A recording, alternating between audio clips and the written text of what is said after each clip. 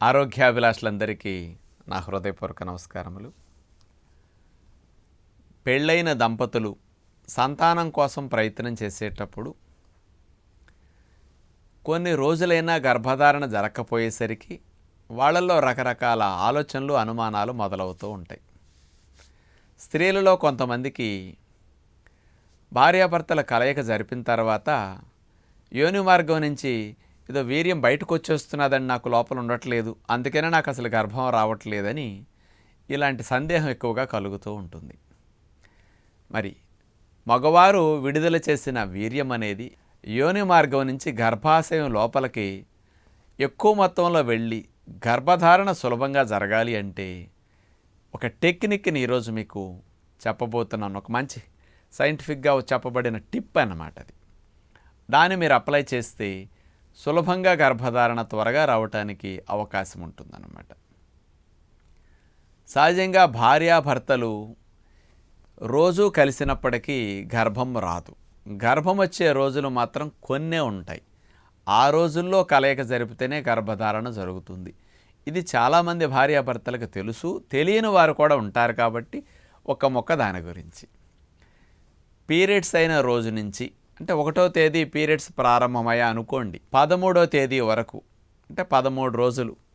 ఈ 13 రోజుల్లో రోజు కలిసినా ఎన్నిసార్లు కలిసినా గర్భము రాదు. ఎందుకంటే ఈ డేస్లో ఆడవారి ఓవరీస్ నుంచి ఎగ్స్ అనేవి విడుదల కావు. ఎగ్స్ విడుదలవ్వటం 14వ రోజు నుంచి 18వ రోజు వరకు, అంటే 13వ రోజు కూడా లెక్కేసుకోవచ్చు. 13వ తేదీ నుంచి 18వ తేదీ వరకు, లేదా పీరియడ్స్ అయిన మొదటి రోజు నుంచి 13వ రోజు నుంచి 18వ రోజు వరకైనా లెక్క అనుకోండి మీరు. ఇక ఈ డేస్లోనే ఎగ్స్ విడుదలయ్యే అవకాశం ఉంటుంది. కాబట్టి ఆ డేట్స్లో కలయిక జరిపితేనే గర్భధారణ జరుగుతుంది. ఈ డేస్లో కొంతమంది భార్యాభర్తలు ఇద్దరూ కలవటానికి కూడా రోజు కుదరకపోవచ్చు. ఒక్కొక్క చోట ఉంటారు, ఒక్కోసారి ఉండరు. అలాంటప్పుడు రోజు మార్చి రోజు కలిసినా గర్భం వస్తుంది. ఎందుకంటే వీర్య కణాలు కొన్ని గంటల పాటు నిలవ ఉంటాయి. కాబట్టి ఒకరోజు కలవపోయినా ఇంకో రోజు కలిసిన ఎగ్స్ అట్లా వచ్చేసరికి గర్భధారణ జరగవచ్చు. రోజు కలిసిన అవకాశం ఉంటుంది. ఈ భార్యాభర్తలు కలిసే విషయంలో రకరకాల భంగిమల్లో ఎలా కలిసినప్పటికీ గర్భం రావడానికి దానికి సంబంధమేమీ లేదు. కాబట్టి కలయిక అయిన వెంటనే వెళ్ళి కడిగేసుకోకూడదు. అది గుర్తుపెట్టుకోవాలి స్త్రీలు. ఈ డేస్లో ముఖ్యంగా, ఇతర రోజుల్లో గర్భం రాదు కాబట్టి అసౌకర్యంగా ఉంటుంది. కాబట్టి వెంటనే భార్యాభర్తలు వెళ్ళి కడిగేసుకోవటం సహజంగా జరుగుతుంది. గర్భం రావాలనుకున్నప్పుడు మాత్రం ఈ 13వ రోజు నుంచి 18వ రోజు వరకు, ఆ డేట్స్లో ఎగ్స్ రిలీజ్ అయ్యే రోజు వాళ్ళకి మనసు పెడితే గమనిస్తే బాడీలో టెంపరేచర్ కానీ, జిగురు స్రవించటం, కోరికలు ఎక్కువ ఉండటం, ఇవన్నీ కూడా ఆ భాగాలు కాస్త ఎక్కువ వ్యాకోచించడం అన్నీ జరుగుతాయి. ఇలాంటి లక్షణాలు ఎక్కువ ఉన్నప్పుడు ఎగ్ కరెక్ట్గా రిలీజ్ అవుతాయి అని గుర్తులు అనమాట. ఈ సమయాల్లో మాత్రం, ఈ డేస్లో కలిసినప్పుడు గర్భం రావాలని కోరుకుంటున్నారు కాబట్టి వెంటనే వెళ్ళి పావుగంట 20 నిమిషాలు వెళ్లకుండా, కాస్త కడగకుండా ఆగటం మంచిది. ఇప్పుడు గర్భం సులభంగా రావాలి, యోని మార్గంలో వదిలిన వీర్య కణాలన్నీ కూడా గర్భాశయం లోపలికి వెళ్ళాలి అంటే కలయికై వీర్యం విడుదలైన వెంటనే భార్య మంచం మీద అట్లా వెల్లకిలా పడుకుని సీటు భాగం, అంటే పెరుదుల కింద భాగంలో 1-2 దిళ్ళు ఎత్తు పెట్టుకుని అలా పడుకుంటే తల భాగం, ఛాతీ భాగం డౌన్గా ఉంటుంది. కాబట్టి ఇక్కడ ఎత్తుండటం వల్ల గ్రావిటేషనల్ ఫోర్స్ ప్రకారం యోని మార్గంలో ఉన్న వీర్య కణాలు గర్భాశయ ముఖద్వారం ద్వారా ఎక్కువ మొత్తంలో గర్భాశయం లోపలికి ప్రవేశించడానికి అవకాశం ఉంటుందన్నమాట. వీర్యం అనేది యోని మార్గం నుంచి వెలుపలికి ఎక్కువ రాకుండా గర్భాశయం లోపలికి ప్రవేశించటానికి ఈ టిప్ అనేది బాగా ఉపయోగపడుతుంది. ఇలా చాలామంది ఇట్లా పెట్టించి స్టడీ చేయించి బాగా రిజల్ట్ ఇట్లా వస్తున్నదని కూడా ప్రూవ్ చేశారన్నమాట. అది ఆలోచిస్తే కూడా కరెక్ట్గా తెలుస్తున్నది కదా. బయటికి విడుదలవ్వకుండా అటు లాగేస్తుందన్నమాట ఫోర్స్.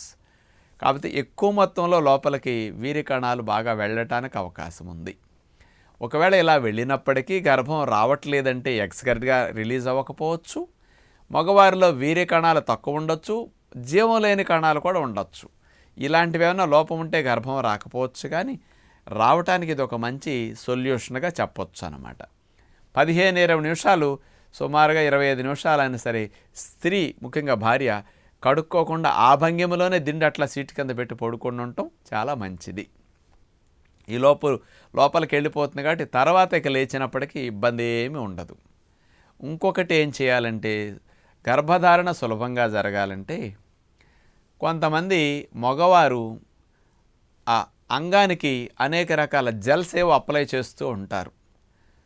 ఆ కలయిక కాస్త సులభంగా స్మూత్గా జరగటం కొరకు ఈ జెల్స్లో వాడే కెమికల్స్ కొన్ని ఏం చేస్తాయంటే యోని మార్గంలో ఈ కెమికల్ ఎఫెక్ట్ అయ్యి విడుదలైన వీర్య కణాలను కూడా చంపేస్తాయి. అందుకని గర్భధారణ జరగాలి అనుకున్న ఈ 13వ రోజు నుంచి 18వ రోజు వరకు మాత్రం అలాంటి జెల్స్ ఏవి, కెమికల్స్ ఏవి అప్లై చేయకూడదు. ఇక కంపల్సరీ కావాలనుకుంటే ఏదన్నా పేరు నెయ్యి లాంటిది అప్లై చేసుకోండి. నెయ్యి పేరుకుంటుంది కదా, పేరు నెయ్యి అప్లై చేస్తే కెమికల్ ఎఫెక్ట్ ఉండదు, జిగురు మీకు వస్తుంది, అక్కడ స్మూత్గా కార్యక్రమానికి కూడా ఆటంకం లేకుండా ఉంటుంది. కానీ కెమికల్స్తో కూడిన జెల్స్ ఏవి అప్లై చేయకూడదు అనేది కూడా సైంటిఫిక్గా ఉంటుంది. ఆ వీర్య కణాలు డ్యామేజ్ చేస్తాయి కాబట్టి ఈ ప్రికాషన్ మీరు తీసుకుంటే మంచిదన్నమాట. మనకి ఇలాంటి ప్రయత్నాలు ఎన్ని రోజులు చేసినప్పటికీ గర్భం రావట్లేదంటే ఇక భార్యాభర్తలు కొన్ని పరీక్షలు చేయించుకుని అటు ఎగ్స్ కానీ, ఫోలికల్స్ కానీ, హార్మోన్ లెవెల్స్ కానీ ఇవన్నీ చూసుకోవటం, మగవారి వీర్య కణాలు మొటిలిటీ టెస్ట్ చేసి చూసుకోవటం మంచిది. ఆ లోపాలు ఉన్నప్పుడు మీరు ఇట్లాంటి ప్రయత్నాలు ఎన్ని చేసినా గర్భం వచ్చే అవకాశాలు తగ్గుతాయి. కాబట్టి ఆ లోపాన్ని సవరించుకోవడానికి మనం చెప్పే మంచి ఆహారపు అలవాట్లని న్యాచురల్గా స్ప్రౌట్స్, ఫ్రూట్స్ ఎక్కువ మొత్తంలో తీసుకోవటం, జ్యూసెస్ బాగా తీసుకోవటం, ఆకుకూరలు ఎక్కువగా తీసుకోవటం, ఇలాంటివి చేస్తే ఎగ్స్ మంచిగా రిలీజ్ అవుతాయి. వీర్య కణాలు కూడా డ్రై నట్స్ లాంటివి నానబెట్టి తింటే బాగా అభివృద్ధి అవుతాయి అన్నమాట. జీవమున్న కణాలు బాగా వస్తాయి మొలకలకి, డ్రై నట్స్కి. అందుకని భార్యాభర్తలు ఇలాంటి ఆహారాలు ఎక్కువగా తీసుకుంటూ ఇలాంటి ప్రయత్నం చేస్తే సక్సెస్ఫుల్గా గర్భధారణ అవకాశం ఉంటుందన్నమాట.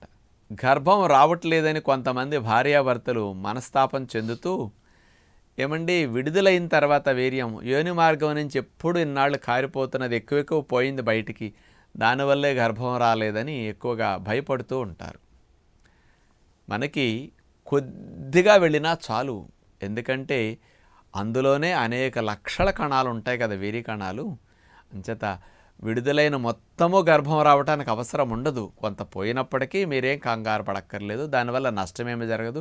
అది కూడా పోకుండా ఈ సీటు కింద దిండు పెట్టుకు పడుకునే టెక్నిక్ అనేది మీకు ఉపయోగపడుతుంది. కాబట్టి చక్కగా సులభంగా గర్భధారణ జరగటానికి ఇలాంటి టెక్నిక్స్ కొన్ని మీరు ఉపయోగించుకుంటే బాగుంటుందని కొత్త దంపతులకి, సంతానం కలగాలని భావించే దంపతులకి అవగాహన కోసం అందించిన విజ్ఞానం కాబట్టి మంచిగా ఉపయోగించుకుంటారని ఆశిస్తూ నమస్కారం.